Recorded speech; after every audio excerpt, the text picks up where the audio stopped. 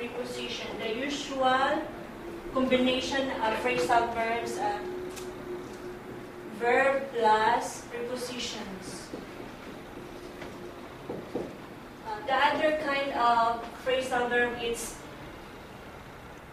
verb plus adverb, but we are going to focus on verb plus prepositions. Who can give me some examples of prepositions?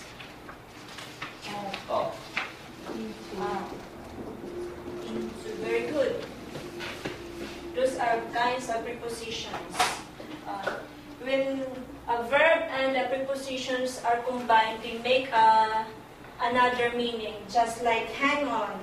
Hang on in an informal way, it's wait a short time.